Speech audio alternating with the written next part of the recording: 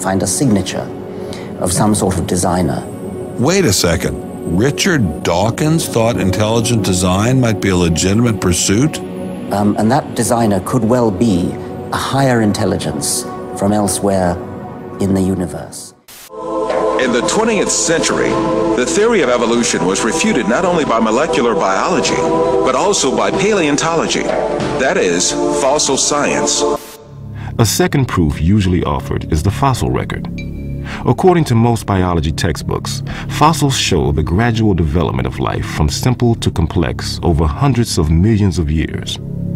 But a growing number of scientists say that this textbook story is incomplete and even misleading, because it ignores an extraordinary event in the history of life known as the Cambrian explosion.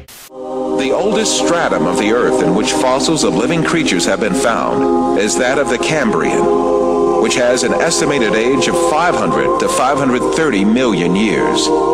In strata older than the Cambrian, no fossils of any creatures except a few unicellular organisms are to be seen. In the Cambrian period, however, many diverse species appear quite abruptly. More than 30 invertebrate species, such as jellyfish, starfish, trilobites, and snails, emerge all of a sudden. In Darwin's theory, if you think of the branching tree, Darwin's branching tree, the common ancestor down here and the different modern forms of animals up here, you would have one form to begin with, and then it would gradually diverge into slightly different forms and more different until you get the major differences that we see now. The problem with the Cambrian explosion is that all these major differences appear together at the same time, with no fossil evidence that they descended from this common ancestor. The article reported on cutting-edge research by Chinese scientist J.Y. Chen, an internationally respected paleontologist at the Nanjing Institute of Paleontology and Geology. Chen's discoveries in the fossil beds in Xinjiang, China, have rocked the scientific establishment. Located in the province of Yunnan in southern China, Xinjiang has some of the world's best preserved fossils from the Cambrian era. Darwinism has maybe only telling a part story for evolution. According to Chen, the fossils he's discovered turn Darwin's tree of life upside down. Darwin's tree, reverse concept, very unexpectedly, our research is convincing major phyla starting down below at beginning of Cambrian. Base is wide, gradually narrow, so this is almost turned on different way. This situation refutes the theory of evolution for sure, because Darwin wrote in The Origin of Species,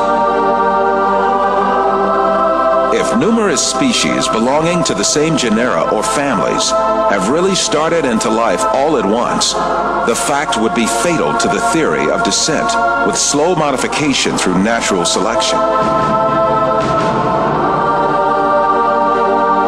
This fatal stroke that frightened Darwin comes from the Cambrian period, right at the outset of the fossil record. No fossil remains supporting evolution have ever been unearthed in excavations conducted in every corner of the world. Professor Roberto Fondi is a specialist in paleontology. He teaches at the Department of Earth Sciences in the University of Siena in Italy. You may be surprised to know that the fundamental assumptions upon which evolutionary thinking is based are not at all confirmed by paleontology.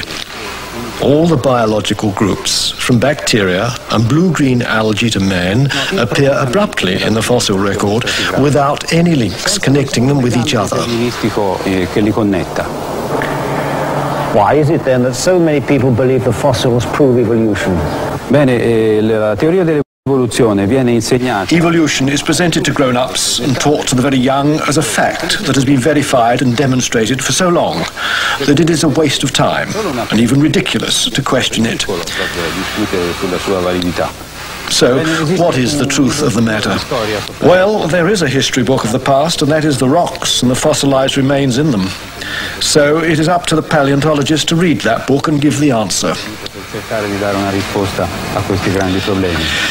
And what do you read in that book, Professor? In questo libro io leggo semplicemente. The fact is that after nearly 2 centuries of intense research, the paleontological evidence for evolutionary theory is not only rare, but highly questionable. The point is that if evolution had really happened, the evidence would be in great abundance and incontestable. The museums would be overflowing with fossils, clearly documenting the transitions between the various biological groups. Yet there are none. Moreover, there is no indication that the situation will change in the future. Those very few fossils which are claimed to show some kind of evolutionary link, such as the amphibians Ichthyostica and Simoria, the reptile Propenognathus, the bird Archaeopteryx, and the Australopithecine ape called Homo habilis, are very far from conclusive.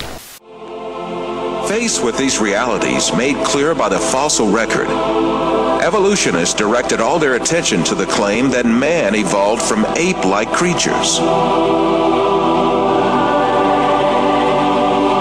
6,500 different ape species have lived so far, and the majority of them are extinct. The skulls of these extinct apes, both big and small, constituted a great resource for evolutionists on which to exercise their imaginations freely. Arranging the skulls of these extinct ape species from the smallest to the biggest, and adding some skulls of vanished human races to the series, evolutionists concocted the scenario of human evolution.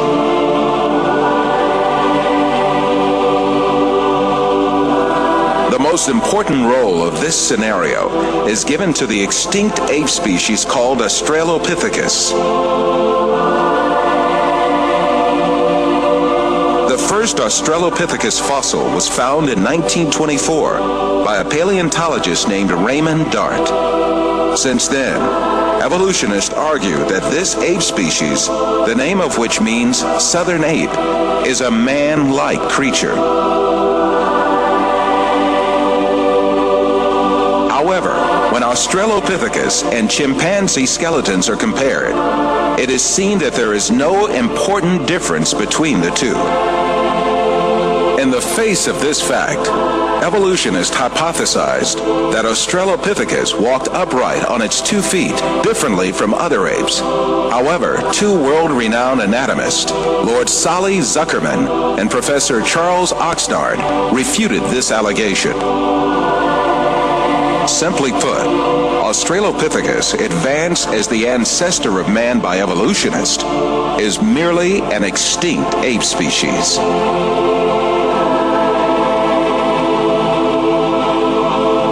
On the other hand, fossils that are included by evolutionists under imaginary classifications, such as Homo erectus, Homo ergaster, or Homo sapien archaic, in fact belong to different human races.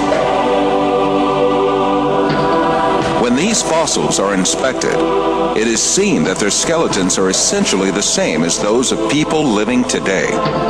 The only dissimilarities are a few structural differences in their skulls. But differences like these are to be found in different human races alive on Earth today.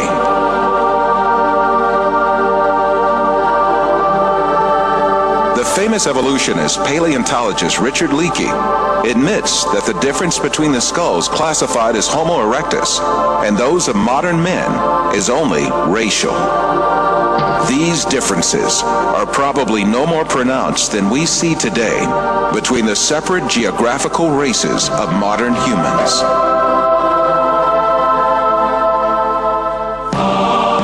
The only defense left to evolutionists against all these scientific facts is just one thing: propaganda. The baseless scenario of the human evolution is imposed on the public by means of imaginary drawings that appear in evolutionist publications. In these drawings, creatures with hairy bodies and simian features are decked out with overtones of human-like motifs. The given impression is that these half-man, half-ape transitional forms did live once. From time to time, drawings that present snapshots snapshots from the social life of these creatures are made. These misleading drawings are introduced in a particular sequence to engrave the scenario of the human evolution on the subconscious of society. Even in the most famous scientific publications, there frequently appear such window dressings called reconstructions and imaginary family tree drawings made by their inspiration.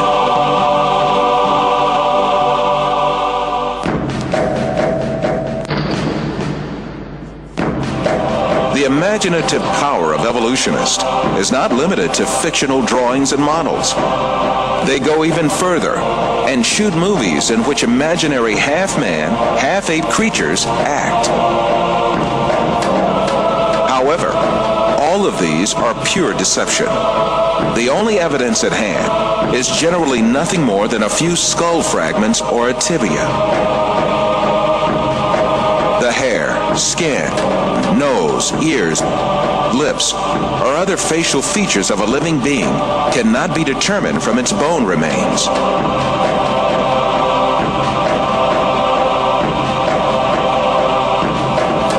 Evolutionists shape these soft tissues, which leave no trace in the fossil, to suit the purposes of their theory, and produce imaginary reconstructions in their workshops.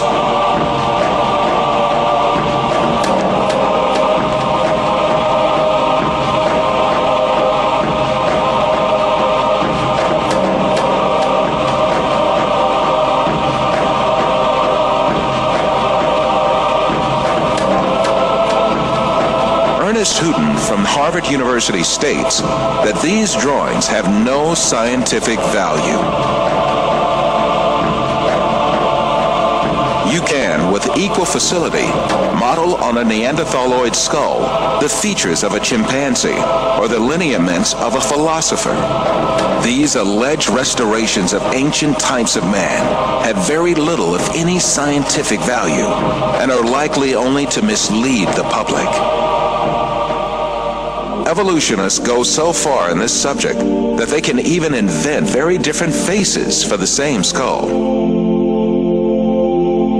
The three entirely different reconstructions made for the fossil called Zinjanthropus is a famous example showing how persistent evolutionists are in producing these false masks. Evolutionists engage not only in drawing and modeling tricks, sometimes they commit deliberate forgeries. The most famous of these frauds is the Piltdown fossil, introduced in England in 1912 by an evolutionist named Charles Dawson. This fossil was presented as the most important transitional form between ape and man and was displayed in museums for more than 30 years. Experts who re-examined the fossil in 1949 discovered that it was a forgery that had been produced by attaching an orangutan's jaw to a human skull.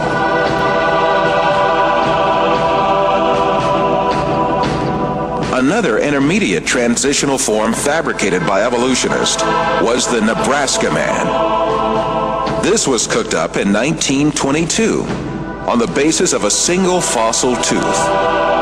The evolutionists did not neglect to give it an ostentatious Latin name, Asparapithecus harold-cooki, or to make imaginary drawings related to it. It was soon revealed that the tooth that had been the source of inspiration for Nebraska Man, in fact, belonged to a wild pig. Many other fossil skulls have been presented as great evidence for evolution, failed one by one. Neanderthal man was advanced as evidence in 1856, dismissed in 1960.